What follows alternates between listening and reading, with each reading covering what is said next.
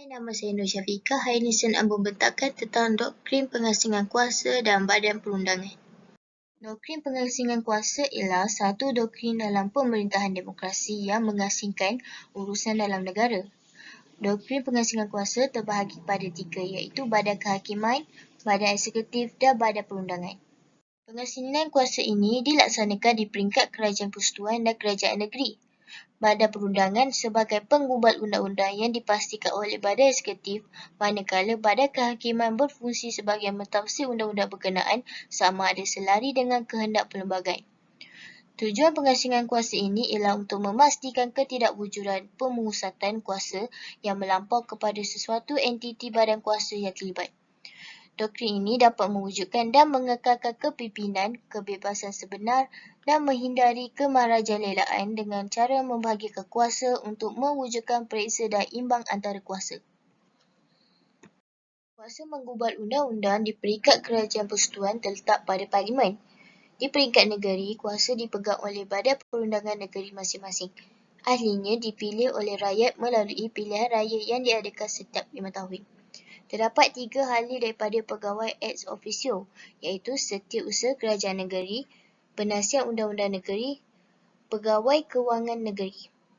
Melaka dan Pulau Pinang hanya Penasihat Undang-Undang Negeri yang menjadi ahli DUN, manakala Sabah dan Sarawak tiada ahli DUN.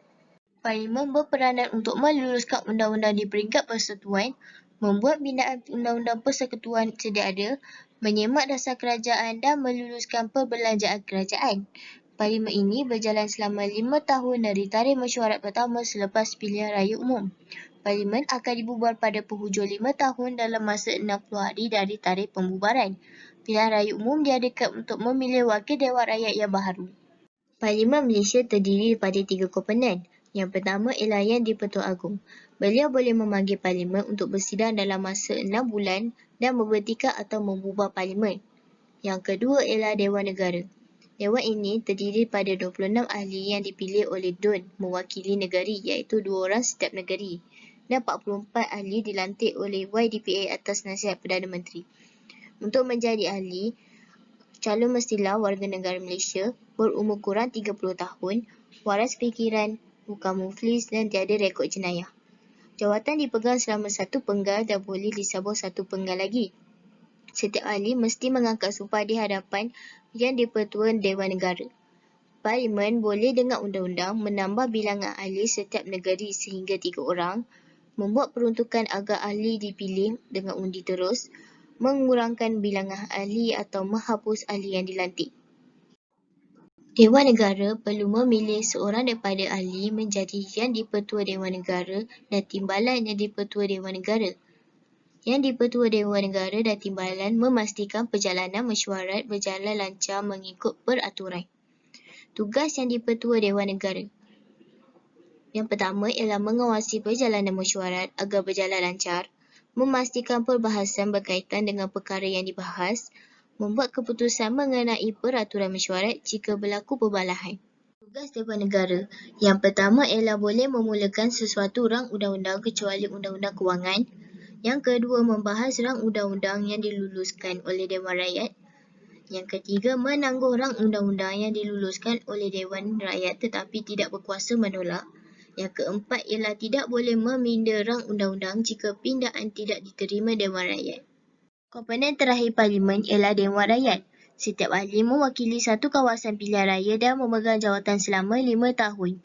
Selepas itu, pilihan raya baru diadakan untuk memilih calon baharu. Untuk menjadi ahli, calon mestilah warga negara Malaysia berumur tidak kurang 21 tahun, waras fikiran, bukan muflis dilepaskan dan tiada rekod jenayah. Ahli tidak boleh memegang jawatan Dewan Rakyat dan Dewan Negara dalam satu masa. Dewan Rakyat dari semasa ke semasa memilih seorang Yang di-Pertua Dewan Rakyat sama ada ahli atau tidak, dan 2 orang timbalan Yang di-Pertua Dewan Rakyat. Jika Yang di-Pertua Dewan Rakyat dipilih bukan dari ahli, beliau perlu mengangkat sumpah dan menandatangani sumpah jawatan, sumpah setia di hadapan Dewan Rakyat dan berhak mengundi. Yang di-Pertua boleh meletak jawatan pada bila-bila masa melalui surat yang ditandatangani sendiri dan ditujukan kepada Setiausaha Dewan Rakyat. Parlimen membuat peruntukan saran Yang di-Pertua Dewan Negara dan Timbalan serta yang dipertua Dewan Rakyat dan Timbalan melalui undang-undang dan ditanggung oleh kumpulan wang disatukan. Tugas yang dipertua Dewan Rakyat ialah mengawasi perjalanan mesyuarat agar berjalan lancar, memastikan perbahasan mematuhi peraturan Majlis Mesyuarat Dewan Rakyat dan membuat keputusan dan tafsiran mengenai peraturan mesyuarat jika berlaku pertikaian. Keistimewaan Parlimen ialah pertama, prosedur dalam mana-mana majlis Parlimen atau jawatankuasa Parlimen tidak boleh dipersoal di mahkamah. Yang kedua, seseorang tidak boleh didakwa dalam mahkamah tentang apa dikatakan atau diundi semasa mengambil bahagian dalam prosiding. Yang ketiga ialah seseorang tidak boleh didakwa dalam mahkamah tentang apa disiarkan atau di bawah kuasa Majlis Parlimen. Saran Ahli Majlis Parlimen. Parlimen boleh membuat peruntukan undang-undang mengenai saran ahli setiap Majlis Parlimen. Pentadbiran Parlimen diketuai oleh Ketua Pentadbiran Malaysia yang bertanggungjawab atas urusan dan hal ehwal pentadbiran dan kewangan Parlimen Malaysia. Setiausaha Dewan Negara bertanggungjawab dalam urusan mesyuarat Dewan Negara, manakala Setiausaha Dewan Rakyat bertanggungjawab dalam urusan mesyuarat Dewan Rakyat.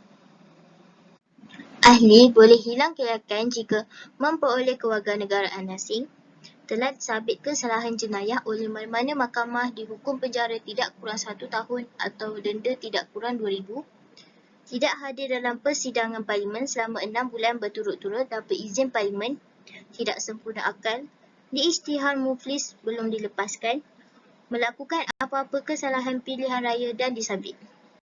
Jika berlaku kekosongan luar jangkaan, satu pilihan raya akan diadakan dalam tempoh 60 hari di Semenanjung dan 90 hari di Sabah dan Sarawak.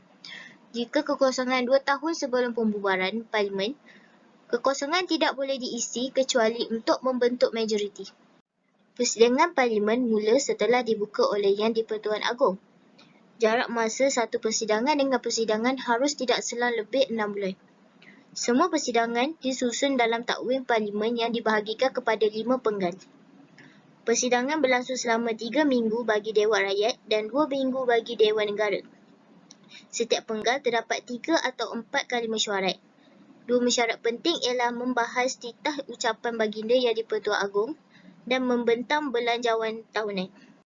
Berikut adalah jenis rang undang-undang. Yang pertama ialah rang undang-undang awam atau kerajaan yang melibatkan keseluruhan undang-undang yang berkaitan dengan dasar awam, negara dan rakyat.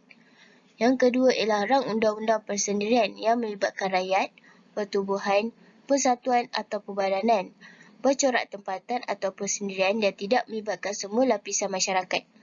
Yang ketiga ialah rang undang-undang ahli persendirian yang dibentangkan oleh mana-mana ahli Dewan Rakyat dan bukan pihak kerajaan, meliputi seluruh negara atau pihak tertentu sahaja.